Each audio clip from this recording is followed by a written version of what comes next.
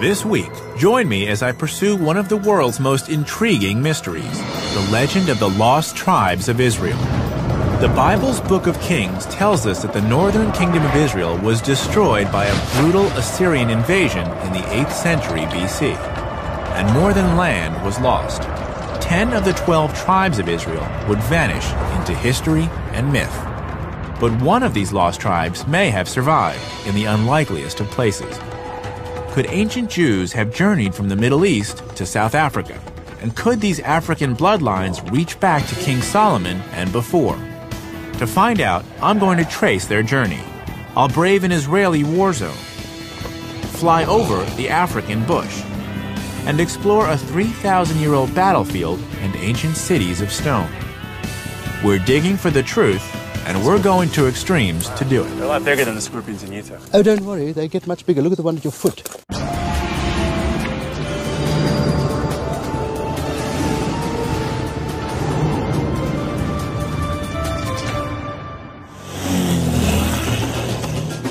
This is the Limpopo River, the northern border of South Africa. I've come to hear the story of a local group of people with astonishing ties to the story of the lost tribes of Israel, the Lemba.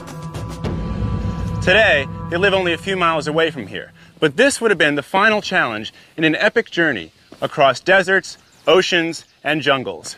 I'm Josh Bernstein, and my goal is to follow in their footsteps to determine if this fascinating story could possibly be true. Today, the Lemba are mainly concentrated in the shadow of the Soutpansberg Mountains in the far north of South Africa.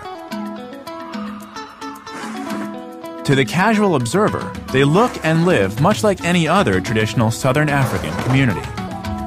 But if you scratch below the surface, there are some intriguing differences. Here I am in South Africa, and there are these men wearing skull caps and talit, the shoulder wraps. And you would see this in any synagogue in America or Israel, but I never thought I'd see it here in South Africa. I want to find out how these people seem to have Jewish customs. Samuel Moeti is president of the Lemba Cultural Association. Pleasure. So, I'll be honest, I came into this village and the first word I heard was shalom, Yes. a Hebrew word. Yes. How's that possible? How is it that the Lemba are speaking Hebrew? The Lembas are the original Hebrews, and they were scattered, as you know, and they crossed into Africa. So they were scattered all over. So in South Africa, in many parts of South Africa, you find the Lembas who are actually Hebrews. Hebrew. So the Lembas claim to be descendants of ancient Israelites? Not claim, they are. They are? They are. Okay. We are the original African Hebrew. We are scattered all over. Can you give me a few examples of some of the Jewish Yes, traditions? we don't partake of pork. Okay. We don't mix milk with meat. It sounds to me like the Lemba have a unique culture surrounded by others who do not practice the same way. That is correct. We always believe that the Jewish people who live all over the world are our brothers because we come from the same root. Could it be that the Lemba are a lost tribe of Israel? To answer the question, I have to turn the clock back some 2,700 years to the time of the mighty Assyrians. Back then, Assyria was the greatest imperial power the world had ever seen. And it had set its expansionist sights on the northern kingdom of Israel. The northern kingdom, composed of 10 tribal groups, was completely destroyed. Any surviving Israelites were enslaved and taken to Assyria, what is now the nation-states of Iraq and Syria. Little is known about the fate of these lost tribes, but for 2,700 years, hope remained. Could the Israelites have regrouped? Could some have escaped their captors and fled? Could a group of wandering Israelites have survived the elements and continued on, faithful in some land far from home? Jerusalem. There's no place more associated with the Jewish people. But as I walk through its narrow streets, I can't help but appreciate how deeply connected the people of many faiths feel to this city, and how millions of people around the world have a connection to this place, including me. My father was born here, and I probably have ancestors who were here when the Assyrians broke up this land.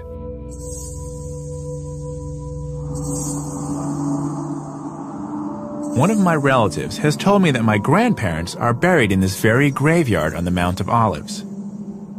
I've never visited their graves before, but I've decided to try and find them.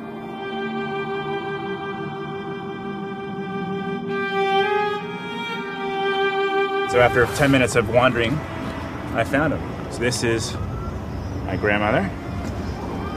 This is my grandfather. This is my great-grandmother. My great-grandfather. This actually means something to me. There's a connection for me that speaks to what the significance of heritage is. And for the Lemba, I understand why they might be interested in claiming some historical identity with Jerusalem. This is only 2 generations ago. For them, it's thousands of generations.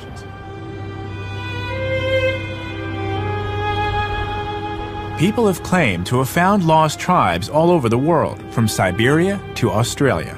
Some of the first Europeans to land in the Americas assumed the natives were lost tribes and even tried to communicate with them in Hebrew. Historian Hillel Halkin has written a book about the lost tribes and thinks that they could still exist today. Hillel, why are you so passionate about the lost tribes of Israel? The lost tribe myth really is, through Jewish eyes, among other things, a story of tough Jews, living still like the Jews' biblical ancestors, independent, warrior-like, fearless, all the things that Jews in the diaspora over the ages generally were not. Was this the first Jewish diaspora then? Yes. So we have some archaeological evidence, besides Syrian inscriptions, to show that these Israelites were deported to various parts of the Assyrian Empire. But after that, they disappear from history. What's the big deal with being a lost tribe? What is the attraction for these people to claim, I was one of the lost tribes of Israel? Well, the big deal, you have to understand, is not so much that people are claiming to be lost tribes, but the fact that the Christian and the Jewish world have been looking for hundreds or even thousands of years for the lost tribe. It's the search for the lost tribes that is really the historically fascinating phenomenon. By now, the trail left by the lost tribes has gone cold. But perhaps the Lemba's oral history, handed down over the generations, can help us make a connection to the lost tribes of Israel. The Lemba's story goes like this. Thousands of years ago, they were forced out of Israel and settled in a place called Senna, which is believed to be the present-day Yemen. There, they lived as traders and craftsmen until war or natural disaster pushed them across the Red Sea and into Africa. Then began a slow migration south. Along the way, according to the Lemba, they built great stone cities. It's a claim that's fascinated archaeologists. Why? Because the ruins of ancient stone cities still exist in southern Africa today. It's also where I need to be exploring next. I had no idea how big this site was. I'm on the trail of an African tribe, the Lemba. They claim ancient Israelite ancestry and could just be one of the lost tribes of Israel. We are original Hebrew. Their oral traditions speak of a great journey through Africa and of the great stone cities that they left along the way. I'm on my way to see one now.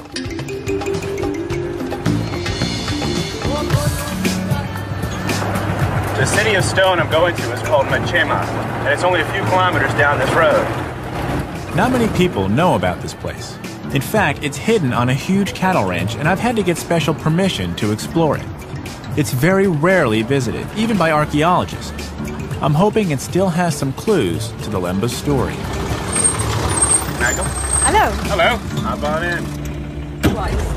To help me make sense of it, I've asked historian Dr. Magdal LaRue to come with me to the site. She's been studying the Lemba for years and has just published a book on the similarities between their social customs and those of the Old Testament Israelites. So Magda, there are specific parallels between the religious practices of the Lemba today and the religious practices of ancient Israelites. Definitely. They've got remnants of an ancient type of Israelite religion. So in a way, they conserved this very special ancient type of It's like old school religion. Yes. But how do they maintain that religious identity How did they keep it intact for so many years when there was this long journey from Israel down to South Africa? You see, that's a question. I think it's by means of their oral traditions. But they kept themselves separate from other groups. They lived with other peoples, moving with them, migrated southwards. Oh, that is one of their salient characteristics, is that they keep up their culture. They just live it.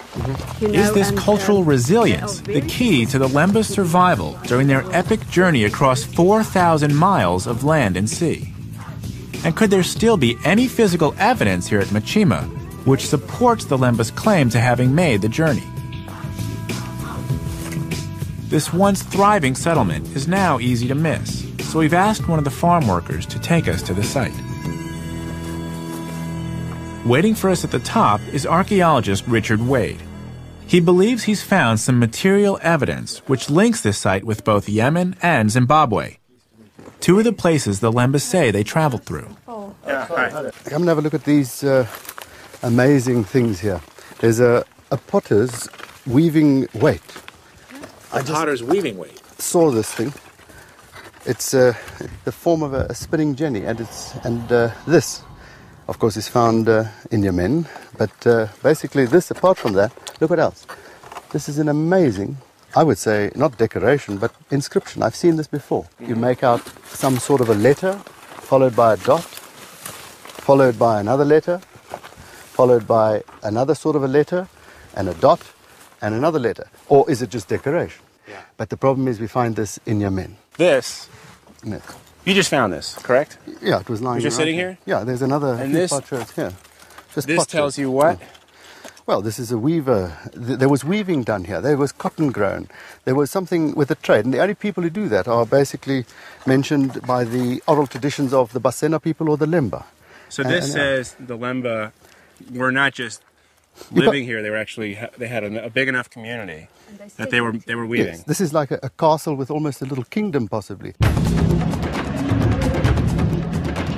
Richard believes the Lemba of Machima shared more than ancient technologies with the Israelites of Yemen. They shared the same culture.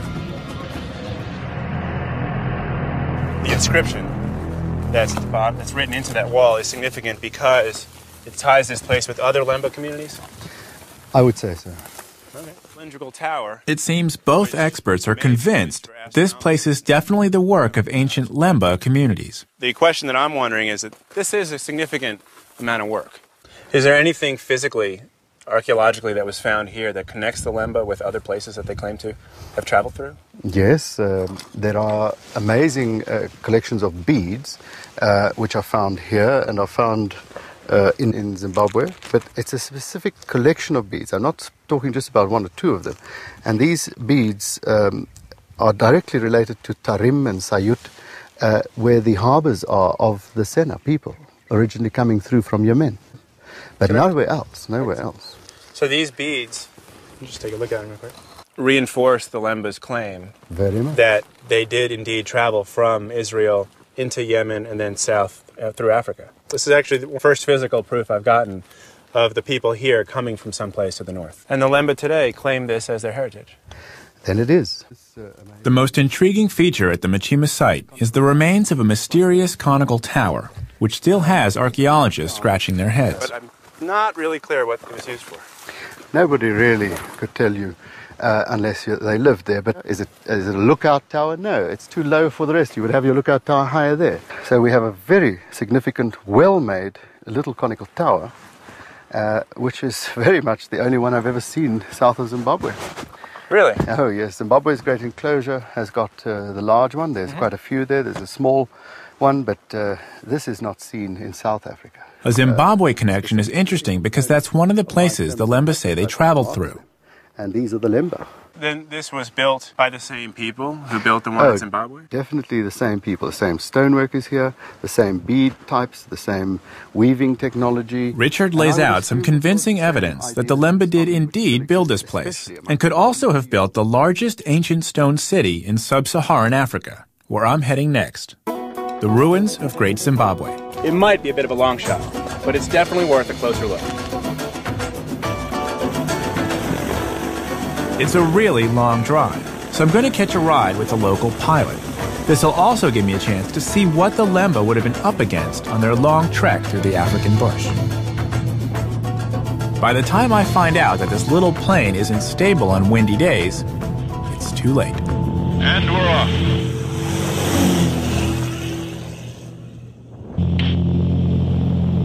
Feel that wind pushing us? Yeah, is that good or bad? Yeah, nah, it's not bad, but okay. We've got it. Yeah. My pilot, Steve Scott, assures me we'll be fine.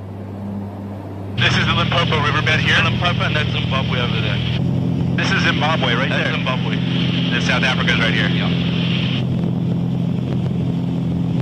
Wow, this is stunning. According to the Lemba, this was the final obstacle they faced on their journey from Israel to South Africa, the Limpopo River. It's the dry season now, but it's still full of crocodiles, just one of the wild animals anyone trying to cross this land on foot has to steer clear of. And there would have been a lot more of them back when the Lemba say they made their journey.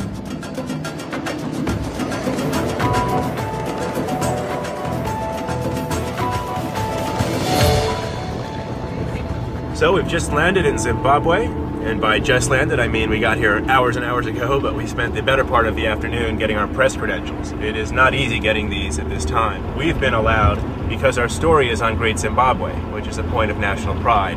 The whole country was named after this site I'm going to. Great Zimbabwe is in the south of the country, a 5-hour drive from the capital, Harare. Oh, local craft. I've come to buy everything. I wasn't sure what to expect. How much for the chess set? $120. 30,000. Keep in mind that $1 US is currently 6,000. This country used to be one of the most successful in Africa, with a huge tourism industry. But government policy has driven most tourists away. Thank you very much. Bye. Thank you. Life's not much different in Masvengo, the town nearest to Great Zimbabwe, the ancient city the Lemba claim to have built. And tomorrow I'll find out if their claim is true. And I'll get my hands dirty learning how they built it. All right. I have made fire. I'm on the trail of an amazing group of people who now live in southern Africa, but claim to have made an epic journey to get there. So the Lembas claim to be descendants of ancient Israelites? Not claim. They are. I've learned that 2,700 years ago, the Assyrian Empire scattered the population of the northern kingdom of ancient Israel, creating the so-called Lost Tribes of Israel. The Lemba story is that they settled in Yemen before crossing the Red Sea and traveling inland through Africa, where they built great cities of stone. I've seen evidence of one they built near their current home in South Africa. Now, I'm backtracking their journey to explore a structure they claim to have built centuries earlier, and which could be their greatest legacy, Great Zimbabwe. It's been a long journey getting here, but I couldn't miss the chance of seeing the sunrise. And as more of this place appears out of the dawn mist, I begin to get an idea of its scale.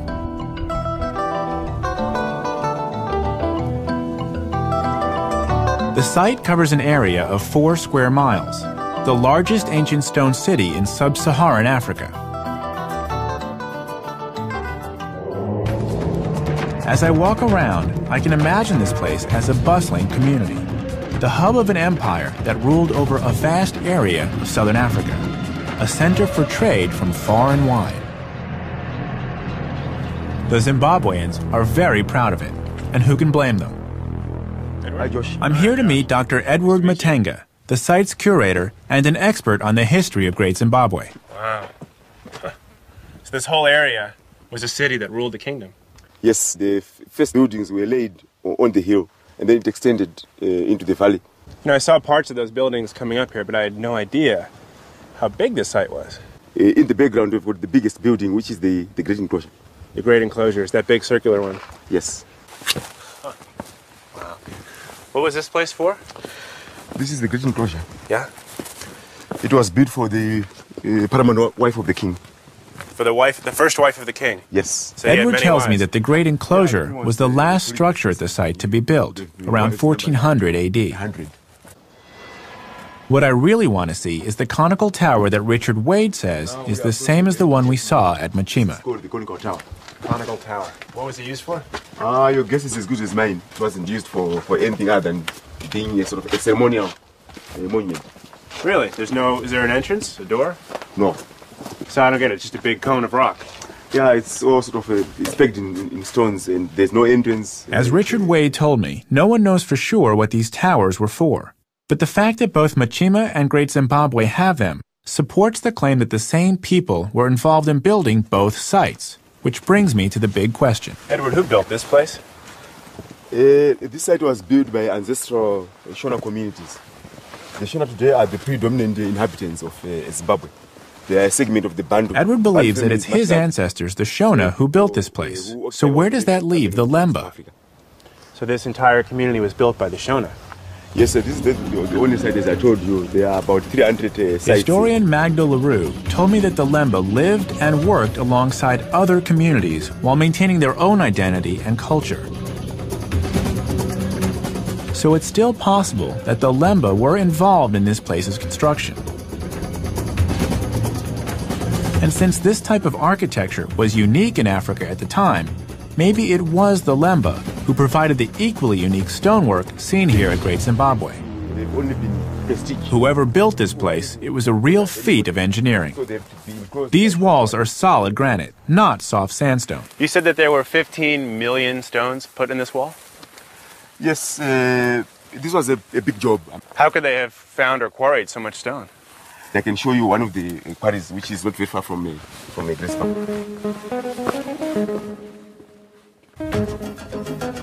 Edward has taken me onto one of the hills around Great Zimbabwe. They're made of granite sheets, smooth and slightly curved like an onion skin. What are these guys doing? They are preparing the rock for building the stone walls. As you can see, they have to choose a suitable site. This is characteristic of the rock, that it breaks in parallel sheets, and that's where you make your fire. So you build a fire on top of the rock, and then it, what, cracks? It cracks. Ah. Yeah. And this is the traditional technique? That's how they were doing it in Zimbabwean times. So we'll make a fire. I just need a little bit more straw. Start that fire. It's hard to believe that just by lighting a fire on this huge rock, you can split it. Don't spread. Good spreading. Good. They say the process should take several hours. We'll see.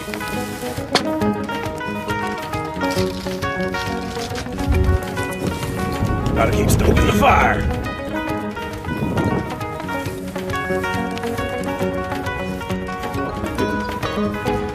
Fire! That looks good. That's actually right on top of the fracture. Yeah. So that's good, right? Yeah. So once it starts cracking, we just kind of watch it go all the way along the way. Yes. And then you have to push the fire this side. Remove.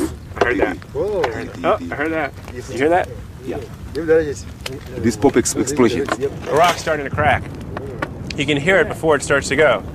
There's the crinkling, or the crackling of the fire, and then below it, you can hear the rocks kind of going ding, ding, ding, ding, ding, ding, ding, ding, ding, ding. It's going down there, so it just went all the way down there. You can't see it, we have to move the fire, but it looks like it runs all the way down here to the end. Hey, that's a little hot. You don't have any eyebrows left. Yeah.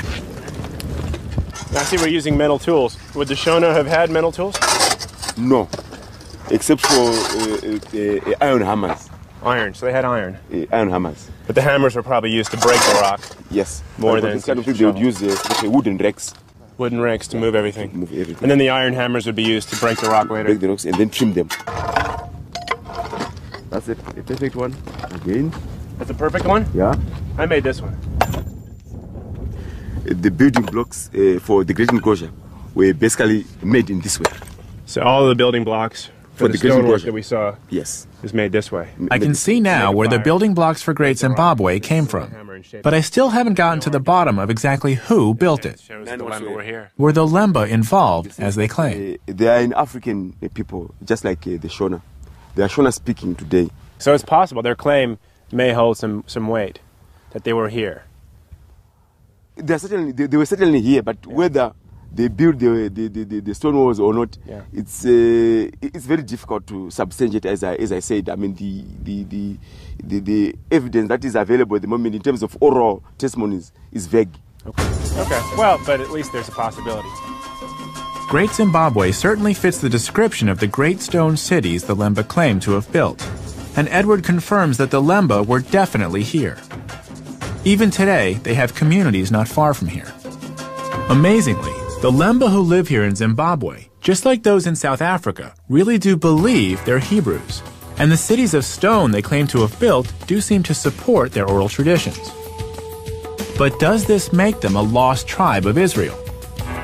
Did the Lemba, like the lost tribes, actually leave Israel in the 8th century BC? Are the Lemba truly a lost tribe of Israel? If so, they would have also been victims of the Assyrian invasion of the Northern Kingdom. I've just learned there's some archaeological evidence found in the same Israelite cities which fell to the Assyrians all those years ago, and which could finally put this question to rest. I want to see this site for myself, so I'm going back to the Holy Land.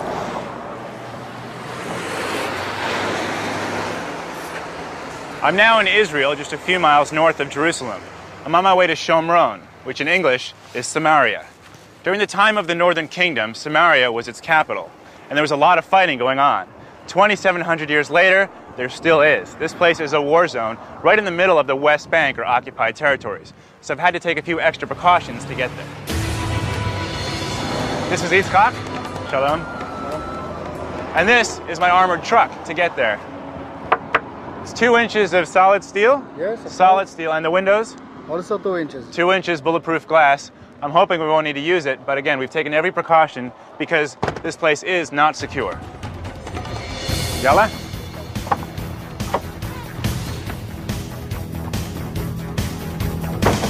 We're trying to get to an archaeological site called Sebastia. It may hold vital clues about how the Lemba's epic journey began. But it's on the other side of a heavily guarded checkpoint. Will we be able to get in?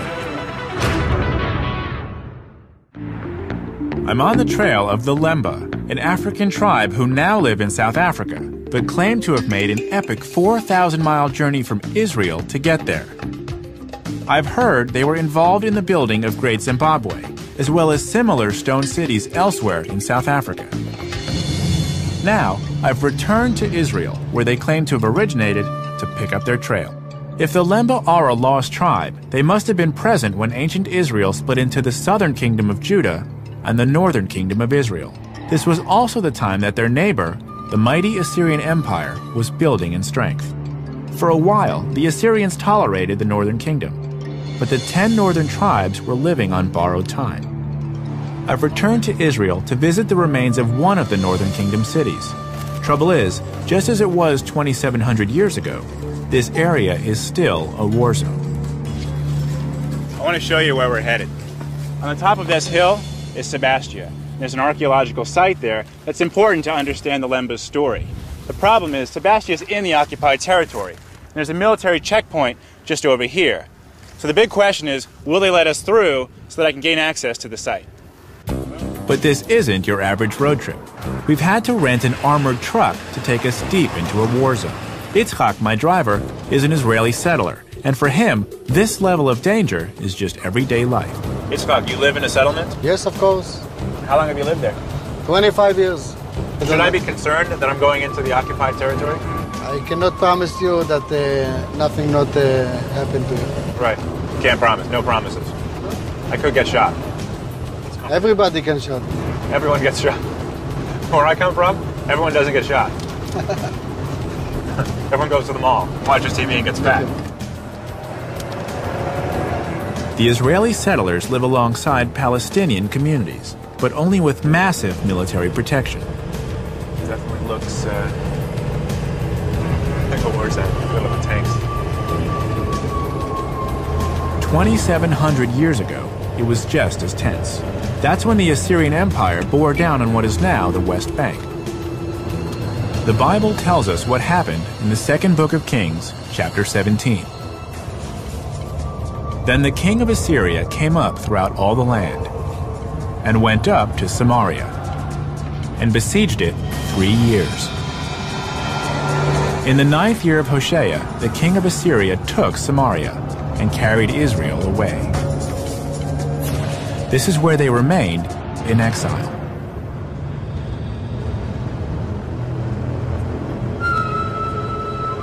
We're now approaching the checkpoint. We've been working on gaining access to the Sebastia site for weeks, and yesterday we finally got permission. But we were warned that if there's even the smallest bit of trouble in the occupied territories, we won't be allowed to the site. See those tanks? This doorway is like 1,000 pounds. Okay.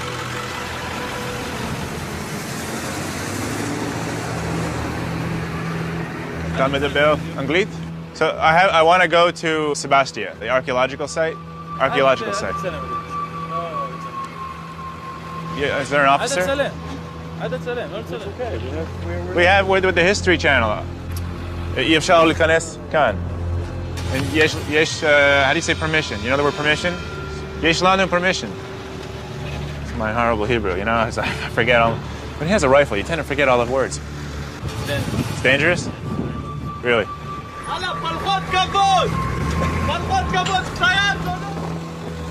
Here's what's going on. It's a producer, an associate producer talking to the guard. He refuses to let us in. We've been working on this for weeks, and yesterday it was fine, but they're saying that today, because of a recent uprising, they won't let us through the security gate. Despite our best efforts, Sebastia is a bust. Fortunately, I have a backup plan. There's another ancient city which fell to the Assyrians, a place where the lost tribe story may have begun, and where the Lemba might have started their journey. It's called Megiddo, but you might know it by its other name, Armageddon. Megiddo appears in the Old Testament, and in the New Testament, the same location is called Armageddon, the place where the book of Revelation claims the final battle between good and evil will be fought. Today, it's an important archaeological site, but in the 8th century BC, this place was a battlefield. Trade items that the Egyptians were interested in. Archaeologist Israel Finkelstein is director of the Megiddo expedition and an expert on the ancient kingdoms of Israel. He's agreed to tell me more about this site and the city of Megiddo's extensive influence. Well, it was quite a big state. It was the most prosperous state in the Levant at that time. They reached all the way, I mean, you can hear about them from the information given to you by their neighbors. So the king of Moab is complaining. Well, the king of Damascus is complaining that they took territory from him in the north. The king of Assyria, the great king of Assyria, is saying that King Ahab of the northern kingdom came to fight, at Karkar against the Assyrians with a huge army of chariots. So according to all this, they were very powerful in the 9th century. So at this location, these people, they said there was about 1,000 people living here. Something like that. They were able to become significantly powerful so that the Assyrians, who were a powerhouse of their own, actually respected them. Yes, no doubt about that. In the beginning, before Assyria became, so to speak, a devouring empire, in the beginning there was some sort of relationship between Assyria and the Northern Kingdom, and at a certain period of time, even the Northern Kingdom was an ally of the Assyrians. I mean, of course, a weaker ally, but still an ally under the sphere of influence of Assyria. But then, in the second half of the 8th century, things changed, and the Assyrians were interested in simply ruling over those territories and taking them over. Eventually, the Assyrians' patience ran out, and they would no longer tolerate challenges to their power. They had set their sights on empire.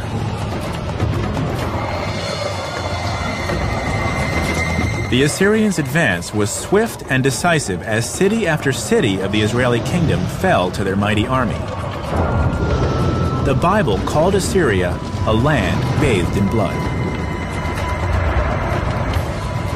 Israel Finkelstein believes that when the Assyrians conquered this land, they wiped out all the leadership of the tribes of Israel.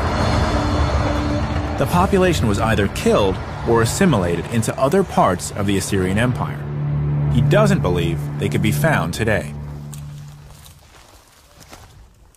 this, you were saying, was the building that the Assyrians built once they took over this area. Yes, this is one of the two palaces that the Assyrians built here. What happens then to the rulers of the northern kingdom when the Assyrians come in and take over? The rulers were deported.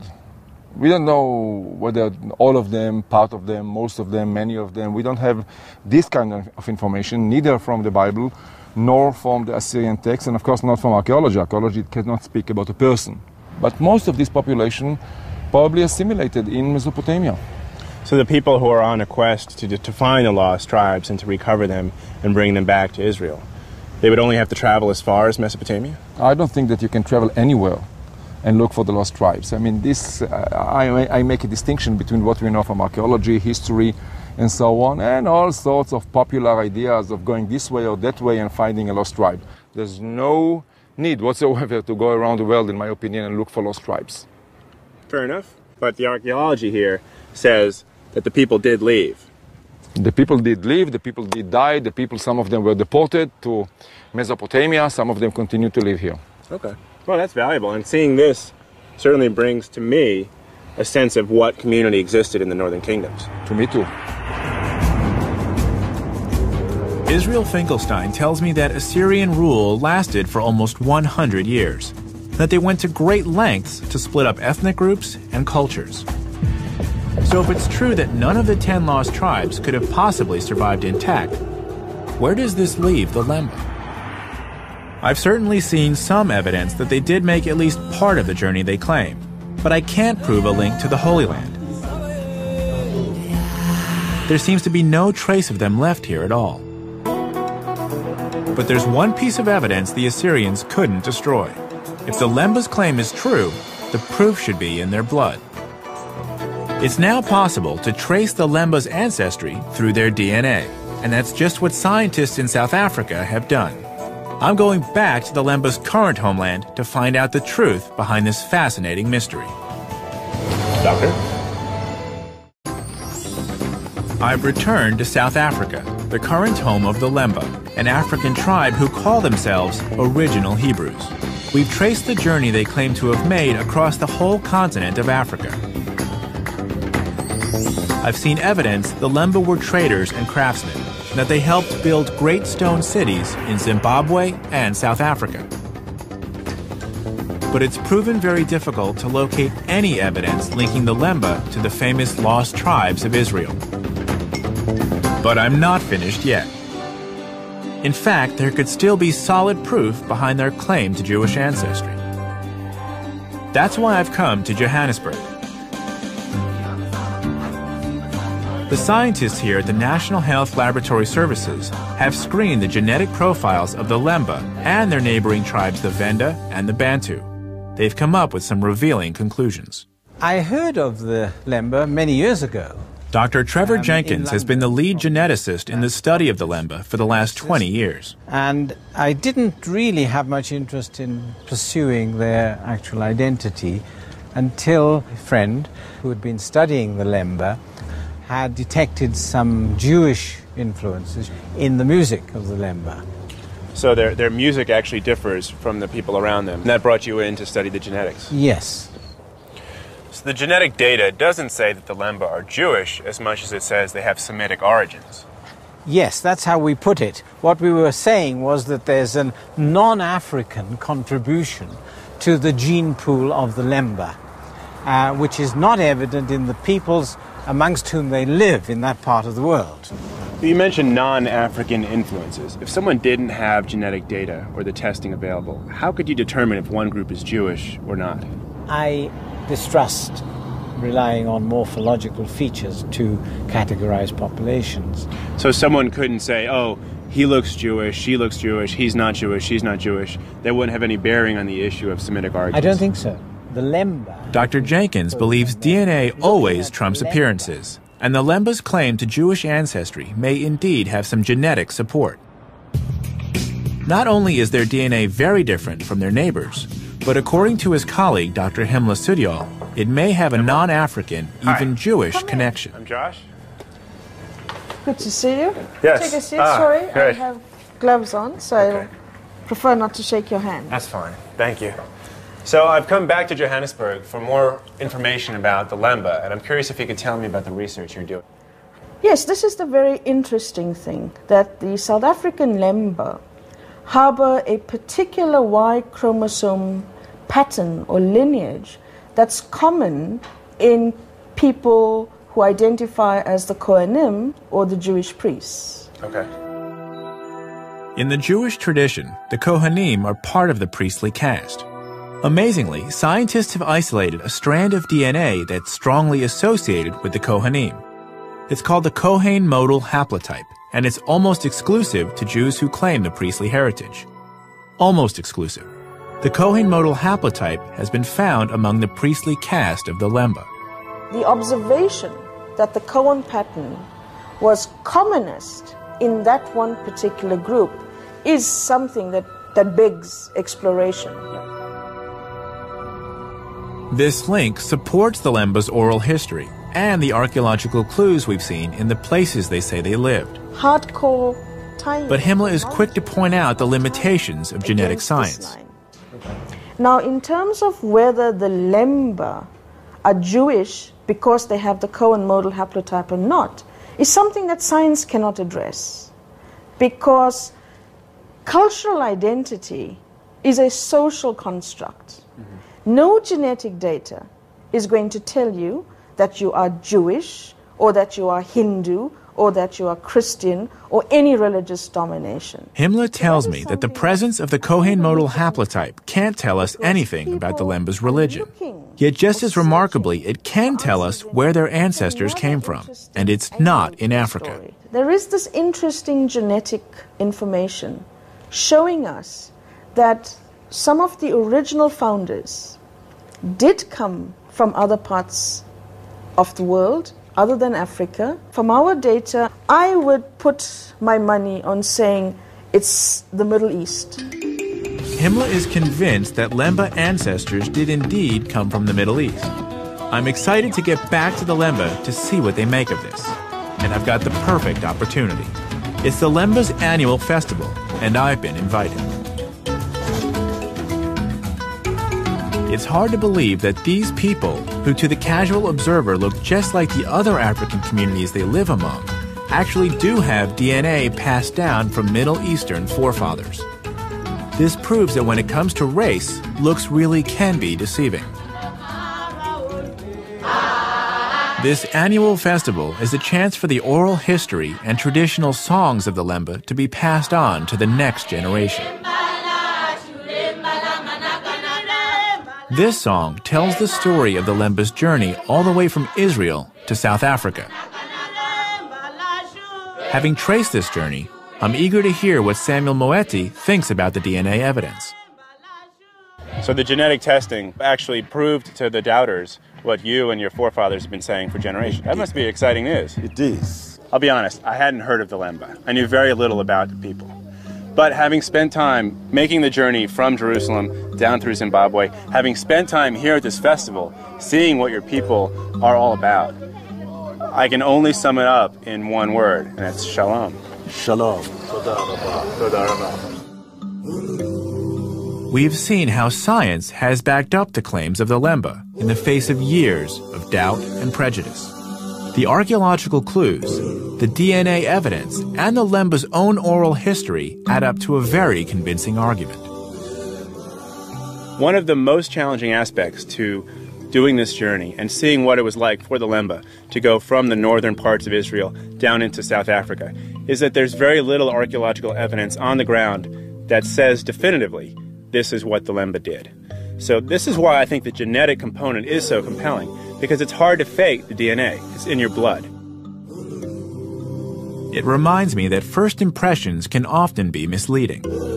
It was hard to believe that a tribe of black Africans could be the descendants of ancient Israelites. But that's exactly what they appear to be. Brothers and sisters, they are there. We are not lost. We are scattered. We are original Hebrew.